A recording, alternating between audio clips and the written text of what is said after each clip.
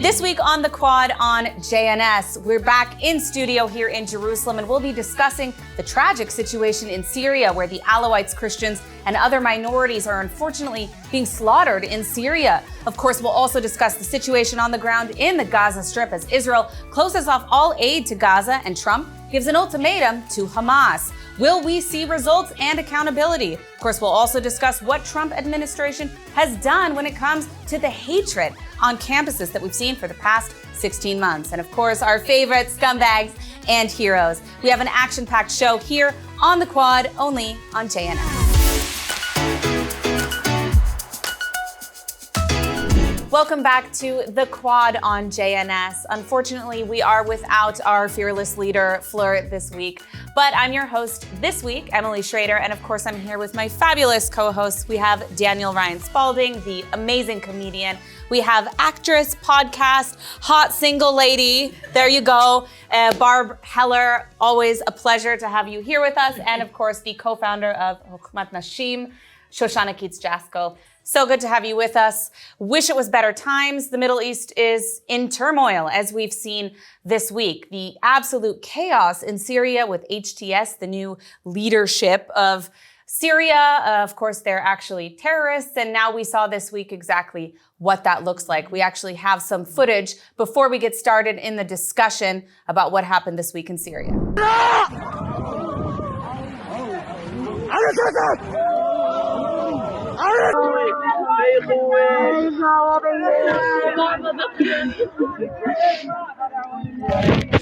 الله أكبر الله أكبر ولله الحمد 18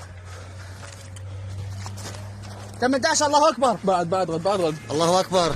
All right, so you guys saw the same footage that I saw. Absolute chaos with what's going on in Syria. And of course, we'll get to Gaza and how it relates to everything happening on the ground there. But Shoshana, what's your initial reaction to what we see in Syria? And you see, of course, the contrast. You saw Israeli leaders speaking out right away, condemning this. Even this morning, I saw the state of Israel posting things on social media about it. But the rest of the world seems to be eerily quiet. Well, you know what they say, no Jews, no news. And unfortunately, I think that's true here. I think it's shocking that the world isn't speaking out for these people being slaughtered in their homes, in the streets, being dragged out, being made to walk like dogs and being beaten. And I didn't watch all the footage. You have a much more stronger constitution than I do, Emily. I can't. But I will say there's two things that go through my mind. Number one, thank God Israel destroyed all the military equipment months ago, because can you imagine if these people had their hands on the tanks, on the grenades, on the whatever else they destroyed. And I know they took, I think, 3 or 4 days to actually destroy it. So you're welcome, world, that Israel did that. And the other thing is that I'm so proud that we have come out and said, if you need assistance, the Druze who are, right on our border, we will take you in, we will protect you. I'm so glad that we're doing that, because that is what we need to be doing. And it's not, to be taken for granted, because we are fighting still a war. We have a lot to worry about. And if we get involved, I wonder, people could blame us. Not that they don't blame us for everything anyway, but it is a little bit nerve-wracking to stand up for what's right sometimes when people don't want to give you that credit. So I'm glad that we did it. And I think that's all I can think right now. And I feel really bad for the average person in Syria. I mean, I think it's really interesting to see that you have the Alawites, which is the group of Assad. These are people who supported Assad to begin with. They're an ethnic minority that is now being targeted, of course, whether or not they had a connection to the Assad regime. In fact, some of the activists who were against Assad have been killed already, we've seen. But we also see the Alawite community now reaching out to Israel and saying, oh, help us, the same way that the Druze are. Now, of course, I personally am happy. I think we should give all the Druze citizenship. As long as they want, I'm fine with that. No problem there. But it becomes more complex when we're looking at the other groups. I mean, Daniel, what do you think of what's happening with the reaction from these minority groups throughout the rest of the Middle East, not just in Syria, but especially this week in Syria? Well, we can see the Druze speaking out. We've seen that for the past few weeks. I think it's just horrifying. The footage reminded me of October 7th. It reminded me of the Hindus being persecuted in Bangladesh. It's Islamists. It's radical Islam. I don't know how the world just forgot that radical Islam exists and jihadists exist, that we're supposed to think that these are part of some sort of resistance movement. It's genocidal. Islamist theocracy, and it's horrifying. And I went to Nazareth this weekend with my friends. Like, imagine 4 gay guys in the Middle East going to look at like all these beautiful Christian holy sites.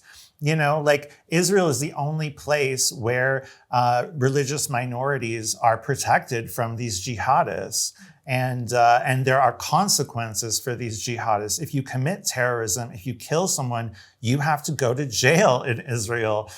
You're not, you have an army to protect you. And that's why Zionism, or the idea of Zionism, is the West is being subverted to think that this is such an evil idea. This is the agenda of these Islamists. Right. And so, yeah, it's very scary times. And I really pray for those people.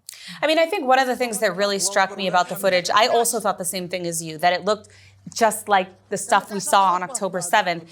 And you're right. I mean, there is a common theme there with Islamism. You know, like these radicals, it's the same thing across the languages, across countries. It's always the same thing when it comes to Islamism. And the thing that really stuck out to me is the cruelty. Like, Assad was evil, and I'm glad that he fell. But when you see a reaction socially where people are publicly lynching random people on the basis of their ethnicity, there were mobs of thousands of Syrians chanting against Alawites and other ethnic minorities. They are literally tearing people apart in the style, if you can call it that, of the Ramallah lynching. Like, this is Islamism.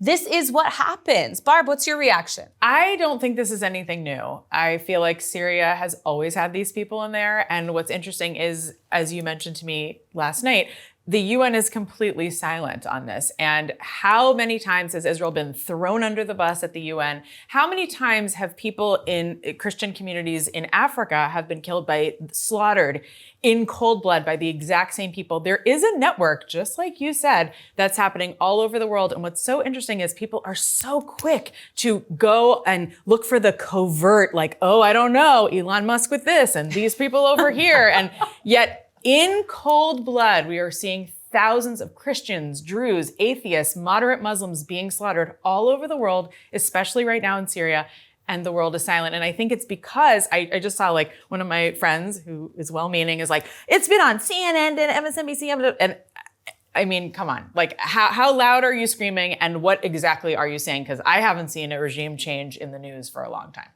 Yeah, I mean, I think even more than that, like, I looked at CNN's website the day that this whole rampage of HTS started, and it was there, but it was like 40 stories down on their homepage. Anything that happens in Gaza, bringing us to our next topic, is headline news on everything, even if it's international, even if they have no connection to Israel or the Middle East. Everything that happens is headline news, which is just preposterous from the beginning, of course, because you had the famine, the actual famine in Sudan. Nobody talked about that. You have all kinds of atrocities being carried out around the world. No one speaks about that. But the second anything happens in Gaza, headline news. And I think nowhere is more, prominent this week than the whole discussion about the cutoff of aid and now also electricity to the Gaza Strip. Israel saying that it is cutting off electricity to Gaza. Israel says it's cutting off what little electricity it's supplying to Gaza. Now, I really think it's important to note, especially for our viewers, that even in the first place, prior to this war, Israel provided only 50% maximum of the electricity to the Gaza Strip. 50% was done internally or with a very minimal amount also coming from Egypt. So the whole discussion in the first place is a little bit ridiculous. At the same time, I don't want to deceive anyone. The generators that they're using for that remaining 50% do run on fuel. So, of course, when we limit the fuel imports, it is true that they have less than that 50%. There's no question it's a difficult situation, but at the same time, release the hostages. Shoshana, what's your take on this? I mean, Emily, you kind of just like summed it all up. But first of all, yes, release the hostages and there's not a problem. So like, I feel like every discussion needs to start with that. Like, if you want to see fuel, if you want to see this, if you want to see Gaza the Beautiful, just release the hostages. Hamas has to go away and then we're done. But yes, they have diesel fuel, they have solar power. Let's not forget about that. And it's not like we cut off the energy and there's no electricity. I mean, you could tell that because there's a lot of videos coming out of Gaza still, guys. So please use your brains. And I feel like, and I'm just going to mention this account because it's really, really important. Imshin, IMSHIN, which is the Gaza you don't see, on Twitter and I think Telegram. She has their own videos all the time. You should see the iftar meals. if my mom would make me meal, if I could, my kids don't get that kind of food. I mean, oh my God, they're making these gorgeous meals and the restaurants are open and the ice creams. And I'm just like, on the one hand, I'm like, genocide, starvation, genocide. And I'm like, ice cream, iftar. And I'm thinking, really? Like, there's a lot going on that people don't really want to know about. Open your eyes and look at this account and other accounts and really just think for yourselves. I think that's really what I want to say. Of course, it's hard. Yeah, we're in a war, but as you said, Emily, guys, release the hostages and hope them. Yeah, I mean, the day that it was announced that Israel had cut off all aid about a week ago, we saw the same day all over Palestinian social media them celebrating iftar with hundreds of people with massive plates of food at the same time that they're going all over the international media claiming that they're starving and that Israel is enacting genocide because of starvation. And it's been proven time and time again that there is no famine. What's your reaction to all this? Well, it's just constant lies. Even seeing Rashida Tlaib and Bernie Sanders using the image of a starving baby, which was not a baby from Palestine or from Gaza. It was, I think, from a kid from Syria. It was it's just lies upon lies. It's a war on reality, really.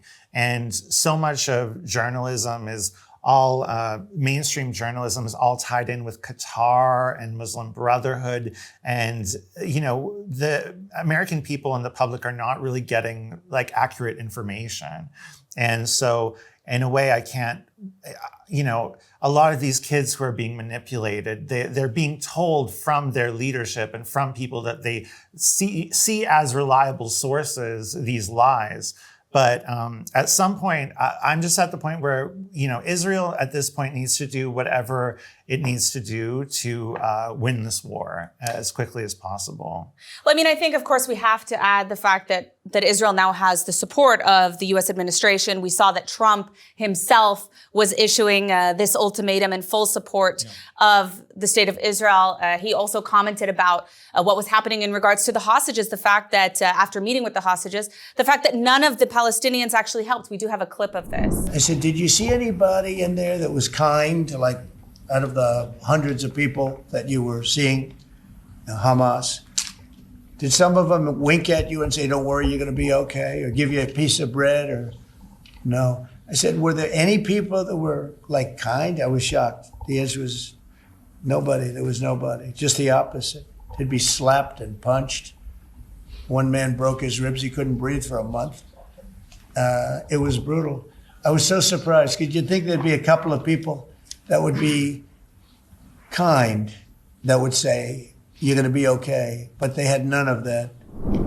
Barb, what's your reaction to what we're seeing in terms of the Trump administration and their approach to the situation in Gaza? I am so grateful for President Trump and this new incredible cabinet that he's formed. I mean, Tulsi just calling it out that Islam is the biggest threat. What's become of Islam? I mean, I have Muslim friends and I pray. I know I'm one of the few people that I was always I'm praying that we'll all come together for a Shabbat dinner and just revoke all the things that have been said.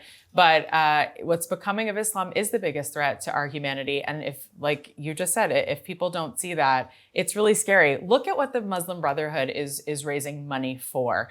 Please go into one of these centers. Try to be someone who is Christian or Jewish or who is peace loving and wanting there to be peace all over the world, and just walk in or watch memory.org. Please start to ask yourself, what are people saying overtly that actually could bring about real genocide and death to all religions? And then ask yourself, what's this covert story over here on Joe Rogan or over here, which we're going to get to later, that could be, something that's dangerous. Look at what's already dangerous and see if maybe there's a network of 57 governments that are all in cahoots with the UN that actually might not want freedom of religion. I don't know.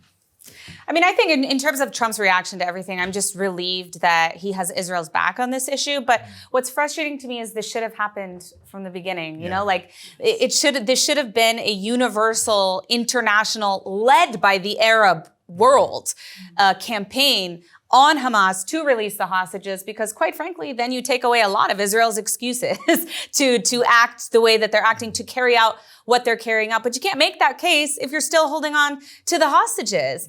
At the same time, we've had a lot of controversy over Trump's proposal to move Gazans out of Gaza and all the stuff that he wants to do. And yet we're seeing a lot of Palestinians in Gaza saying, I want to get out of here. We also have a clip of this from this week. الآن أو مقبلا الحدود هتنفتح إن شاء الله. ما فيش شيء هيضل مغلق. وإن شاء الله بصير لنا إمكانية للسفر في الخارج. هم أصلا بدهم يطلعوا من القطاع، هينتقلوا على مرحلة ثانية الحين على منطقة جغرافية أخرى يشتغلوا فيها. So Shoshana, we see Palestinians very unhappy with the situation on the ground in Gaza, understandably so. I don't want to minimize it and pretend it doesn't exist. Absolutely. It is a lot of suffering. But what we're hearing, like in the West, in terms of the media, isn't really what we just saw from Palestinians who are saying, enough, we want out. Yeah, I think that anyone who is going to pass an opinion on Gaza really has to consider the fact that maybe the people in Gaza have opinions and desires as well. Meaning, if they want to leave, for God's sake, let them leave. Meaning, as a mom, I would do almost anything, if not anything, to keep my kids safe. And if that meant having to leave a certain time because there was destruction and because terrorists were running where I was living, then I probably would do that, because that is what my job is, right? My job as a mom is to protect my kids. My job as a person, a wife, is to do what I can for my family. And if they want to leave for a better life, then we have to let them. We can't use them as our pawns. And when I say our, I mean whomever is making this opinion of, no, you have to stay because this is your land and you can't leave because, what is wrong with you? These are human beings who can make decisions and choices. And if they want to get out from under the thumb of Hamas, they should be able to. I don't understand people who refuse to give aid, who refuse to let them out, who refuse to... Egypt? Egypt, Qatar, Saudi Arabia, none of them have agreed to take anyone. Why? Jordan, I think took 3,000 sick children. They took some children. What? Palestinians are being used, and they've been used for decades in the larger war against the Jews. And that is the tragedy that brings all of us tremendous pain. Absolutely. Well, Barb, I don't know if you want to add anything to that. You were... Oh, no, I was just gonna, I guess I would just echo what you're saying, and thank you. You're so intuitive. I feel like, then you'd have to actually be looking at this playing field as an intellectual one, where people actually say, well, what do you think, Miss Palestinian number 7 over here? Not that we number people, but you know what I'm saying? Like just a random, no one's asking them. No one's asking citizens of, I don't even know if they have citizenship, but whatever, people who live in the Gaza Strip, what would you really like to do? We actually are. I mean, we saw the footage. A few people are. And when they do, we see that they're calling on Egypt to help them. I just mean their leadership. That's not how it works. To me, what it feels like, and I think if we're being honest, everyone gets that there's a lot of guns. There's a lot of fear. There's a lot of, you will do this or you will die. Don't do what Israel says. Don't go that way and go to shelter and get food and clothing and have a new place to live that we've given you, or we'll kill you. We know that this is going on, but for some reason, the news doesn't report it, and it's just not the mainstream narrative. But I totally agree with you. I think that there must be mothers there that are saying, I will do, and we have seen once in a while a very courageous journalist put it out there. I don't know if they're still alive, but I've seen that footage of women saying, we do anything, in their language, and Hamas is terrible, and they'll say that. But I don't know if those people are still alive to speak about it, because I don't see an NGO, a nonprofit, of those people. Do you? We also know that Hamas has executed some of these people who they've accused of working with Israel already. I mean, even during this war. So this is a tactic that they do. It's obviously a terrible, terrible situation. But of course, especially now that the situation has intensified for them in terms of the freezing of aid, the freezing of electricity, and the transfer of any sort of support. But there is one more thing that I personally want to note about the cutoff of aid. And that is that I see everybody saying that this is a war crime. And this is not a war crime. Under international law, Israel is not under an obligation to provide any of these things to Gaza, even to the West Bank, although it gets a little bit more complicated with the Oslo Accords. But Israel is not required to do that, especially in a state of war, under international law. So all of these people who are like, oh, it's a war crime, it's genocide, are completely incorrect. And even according to the statistics, because intentional starvation is a war crime. But intentional starvation would mean that there is not adequate food for the residents of Gaza, for the residents of that area. And based on the estimations of the amount of aid that was let through during this most recent ceasefire, they have enough food per citizen for 6 months. Like, I get that it's difficult, but it's not genocide. And by the way, by that logic, what's happening in Iran right now is also genocide under sanctions, because it's absolute hell on the ground in Iran. There's not water in most of the buildings. Only like the first floor has it. They have no electricity. Their economy is collapsing. Their currency, which is always in free fall, but in free fall again. I mean, it's a nightmare. And that's only because of sanctions. Forget about aid, but no one's speaking about those issues. They're only speaking about the Palestinians in Gaza. So it's the hypocrisy. It's infuriating. Yeah, I think that if when there's an option for Palestinians to leave, it's ethnic cleansing. Having them stay is collective punishment. And genocide, don't forget genocide. Absolutely. I think that it's important for people to start to understand how Donald Trump works. I know, especially for people who are Democrats, they just don't want to think about him, and they're living in denial that he's even the president. But it's important to understand, like, he always asks for more than what he intends to receive. That's always been his strategy in terms of negotiation, in terms of how he has done business his whole life in his career. And so the idea of the U.S. taking Gaza, and his language around it, especially saying, we're going to take it, we're going to cherish it. That is basically saying, okay, get your act together, come up with a peace plan that is adequate. And so far they haven't. So, but they did at least start trying. Exactly. Which is the first time that's happened. So people need to realize where Mamala did not win. This is Daddy Trump is in the house. And this is hard, strong Middle Eastern leadership. And this is what they understand. Absolutely, absolutely. Well, if no one else has further commentary on this issue, we're good? We're good? We're going to move on to our favorite segment of the Quad, which is, of course, Scumbags and Heroes. Let's start with the Scumbags, of course. We'll end on a positive note. Shoshana, who do you have for us this week? So many scumbags. It's like literally we need another episode of only scumbags. Yeah, just scumbags. My scumbags are the people who are really trying hard to bring down Columbia University. I mean, I think it's already down the toilet, to be frank with you. But listen, this week, Mahmoud Khalil was notified that he's going to be deported, and his green card is being taken away for leading the encampment in Colombia. And I feel like there's a real lack of understanding that actions have consequences. And this seems to be right from the playbook of Hamas.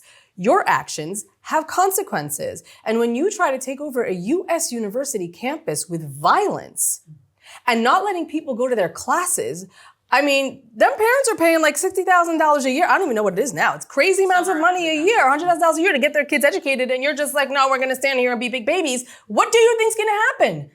You're here, and it's a privilege to be in the United States of America. So your privilege is being revoked. We know about privilege, don't we talk about privilege?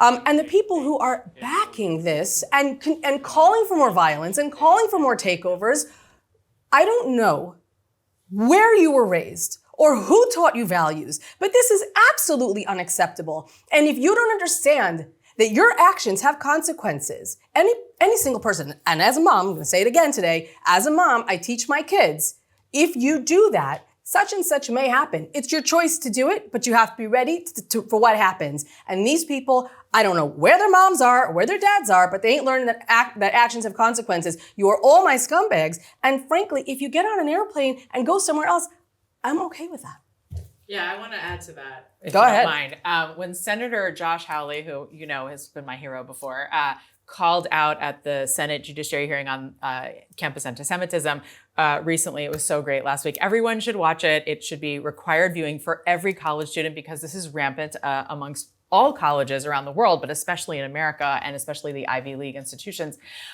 When he had to look at two of our Jewish brethren on the judiciary floor and say, so you're saying you're not against someone being deported? case in point, who actually goes out of their way to cause another Jewish student to get harmed, whether physically or emotionally or bullied on campus. You're not against that. And we had someone in our group basically say, I mean, I don't want to add you to my scumbag, but I would really like you to come for Shabbos because you really need to understand. He's like, I don't know. I mean, we have to look into what the actual, university, logic is on that. And I'm like, there is only one logic. Go home. You don't belong here. You're on a student visa.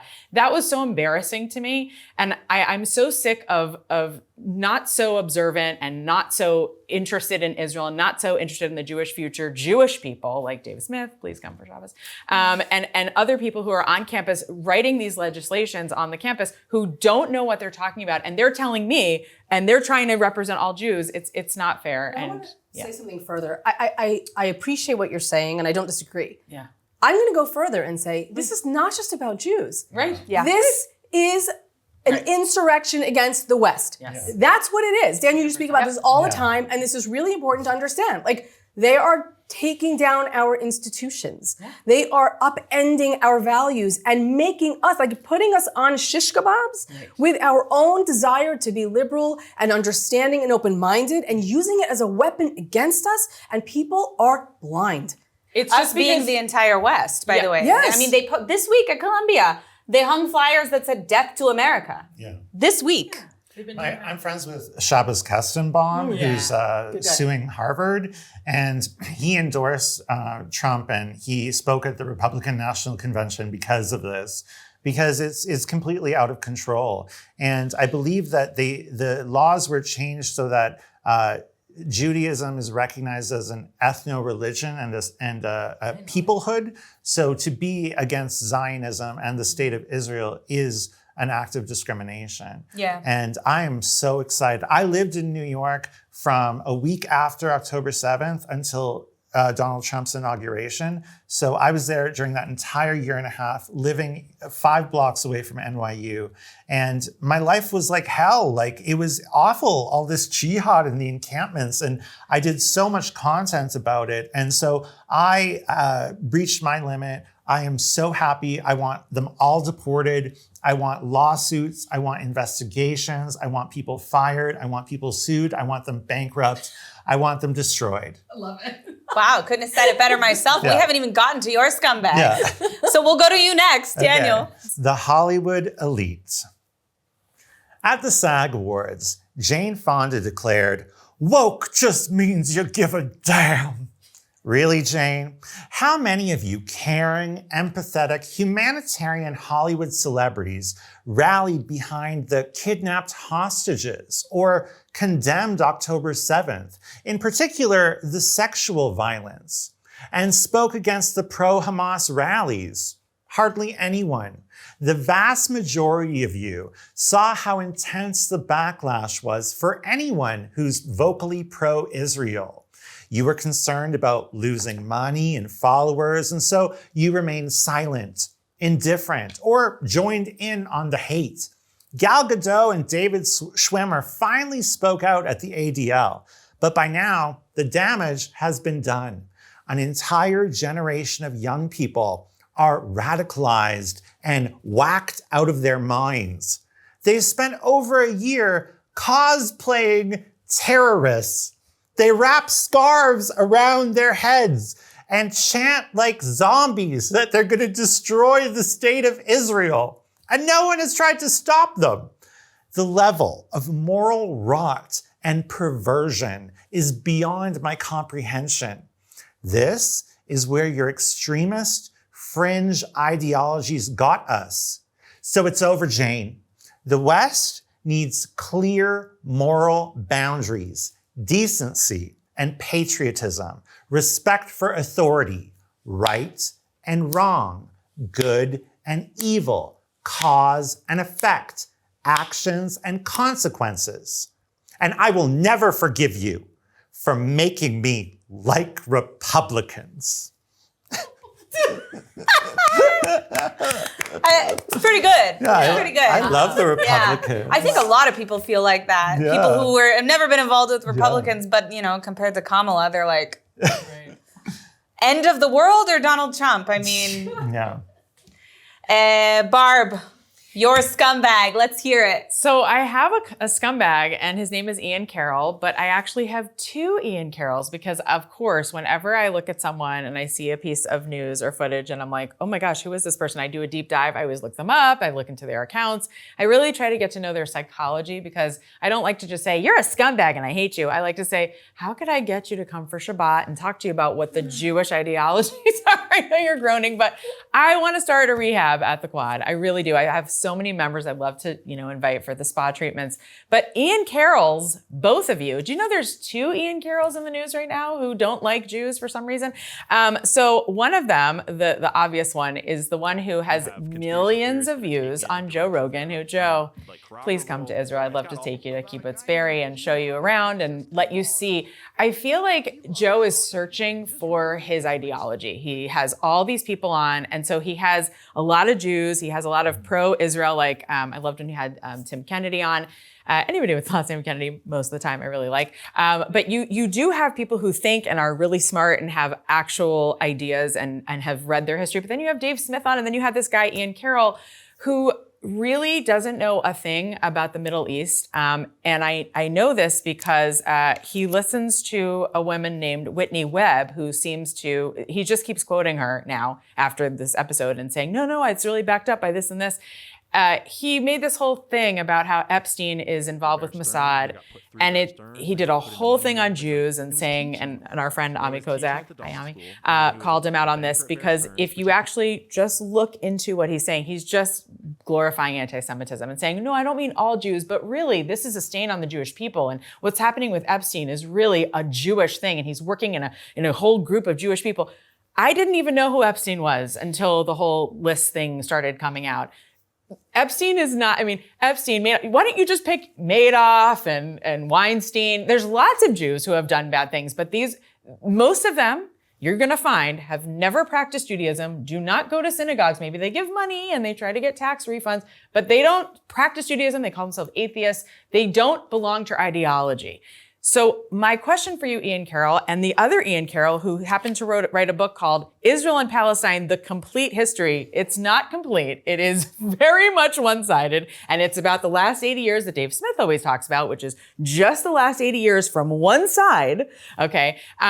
Really, if you're going to study the Middle East, come to Israel, hang out with Jews who actually practice Judaism, who don't really talk about Epstein except that we condemn him and his actions, and really get to know what our ideology is, because you're starting to sound like a nut job, and then and Joe Rogan not asking critical questions. He's just like, yeah, where'd you hear that? Oh, okay. That's not called conclusive journalism. That's called I don't know what my constitution is, so could you give me one? So please, you're my scumbags of the week, Ian Carroll's. All right. So don't buy Ian Carroll's book. Buy mine on the same topic that just came out. 10 Things Every Jew Should Know Before Going to College. It's on Amazon. Anyway, my scumbag. So my scumbag today is one you really could pick almost any week in recent, I think, years. He's been a little off for quite a while now. Tucker Carlson. Oh. So Tucker Carlson, whose it was Russia, now his new obsession / funder, although not funder, we suspect funder. I don't know that for sure. Don't want to get sued. Anyway, Qatar. He seems to have a new love affair with Qatar, and he did a interview over in Qatar. And I'm actually not going to focus on Qatar for my scumbag. I'm actually going to focus on the comments he made after this interview. One of the things he discussed in this interview was how the West or Donald Trump or Israel, mostly Israel because he doesn't like Jews, is trying to get the United States to engage in a war with Iran, and that Iran is not really our enemy and that we don't really have that much to worry about. And he sat with Qatari representatives saying that this is sort of a conspiracy to drag the West into another war, and that people like Tucker and Qatar, they are the enlightened and understand, of course, that the solution, of course, is a nuclear deal with the Islamic Republic of Iran, and that Iran is not the real enemy. Well, in fact, Tucker, Iran is not the enemy. The Iranian people are not the enemy, but the Islamic Republic of Iran is the enemy. They tried to assassinate Donald Trump during the election season. More than once, they have attempted to kidnap and assassinate American citizens, Iranian Americans who are based in the United States. They've tried to kidnap within American soil They've carried out terrorist operations. There have been dozens of terror attacks that were thwarted. They've used the cartels. They've used criminal organizations, mafia organizations in the United States of various different groups. They've also done this, of course, throughout Europe. But the idea that you would present the Islamic Republic of Iran of not being a threat when they are the world's biggest sponsor of terrorism, of terror groups colonizing and occupying all over the Middle East. They are the biggest murderer of Arab Muslims, and their entire ideology is based on this destruction of Western civilization, in particular, the United States. Death to America has been their chant from day one in 1979 or even prior in the movement of Khomeinism. This is something fundamental to their ideology, which is why you see the IRGC creating videos where they are blowing up US Congress, literally, or on Khamenei's website, where he has a video fantasizing about assassinating Donald Trump, which I believe is still on Khamenei's website as I'm speaking right now. So yes, Tucker, you're wrong. Shut up. No one wants to hear your stupid opinions anymore. Everyone knows that you're being paid. Even on X, you have community notes stating that it's being paid. You have zero credibility, and all you are doing is shilling for an Islamist terrorist organization that is murdering actually disproportionately Arab Muslims across the Middle East. Wow. That's it. Yeah, here. My favorite part of that interview was when he asked him, it was the only part of journalism that I think he did, where he was like, so I'm curious, American media is saying you support Hamas? And it was so funny because he went on for about 5 minutes. I actually cut it up and put it on my Instagram because it was actually comical to me, the words that he used, this guy, and how he represented Qatar, saying that, well, just because we, have someone and we're making agreements with them doesn't necessarily mean we agree with everything that they do. We are the ones making peace and coming together and having these deals. I'm like, how could you? And we've been so apparent with it. We've shown all of our cards. It's like you gave $2 billion that we know of to Hamas, and you let them stay there. And the heads of Hamas were staying in your country. You had no clue that they were funding terrorism and they were doing all these things. Would you call that resistance also? And Tucker, I used to love watching your show, especially when you got kicked off Fox and you were on. I know, I used to. Bless you. And we're all uncomfortable now. Sorry. You would call out hypocrisy and you would call out when people would hide things, but he was blatantly lying about certain things and you just let it go on in this interview and not one question for him, not one rebuttal. Where are your cojones? What happened to them? I would even bring it back to what we were saying before. Like, Qatar is funding the university, the subversion of American universities. All these people should be tried for treason, I and agree. sedition, and subversion. Agree. I really hope that they make that a priority to trace the money from Qatar, because I know they set up shell companies, like all the pro-Palestine TikTokers. They get paid, and they all have the same points. They all have, as something happens in the news, they all have the same reaction. All those people should be tried for treason. They had the same tents on October 8th. Yep. Wow. Mm-hmm. Organizing protests before October 7th had and even we're ended. the Zionist conspiracy. Yeah. Us in our little studio in Jerusalem getting paid Everything nothing they for accuse this. Together for PR. is what they do. We have no controversy. Please. We can't get our stuff together for PR as well. Yeah. We've had this conversation. All right, a more positive note, our heroes of the week, of which there are also many heroes. Shoshana, who do you have for us this week? My hero is Ibrahim Kharouba, who was a Bedouin officer. He served as a tracker in the Northern Brigade of the Gaza Division. And on October 7th, he was a hero for defending mostly the young women who were hiding in the security room because they didn't have weapons. They were not fighters. The girls were observers. And he tried to speak with the terrorists in Arabic when they broke through and say, leave the women alone. This is not the way Islam is. Just don't take them. And he fought literally to his last bullet. And he turned to the young women and said, it was the honor of my life to serve with you and defend this country that we share. And all these stories are now coming out 16 months later, wherever we're at, because as the hostages come out, they tell us what happened to them on October 7th. And we can't forget the bravery of these people on October 7th and beyond October 7th. Thank you for your service, for being an amazing Israeli, for being a part of this country. We honor you, we honor your sacrifice, and you're an integral part of the history of this country, so thank you.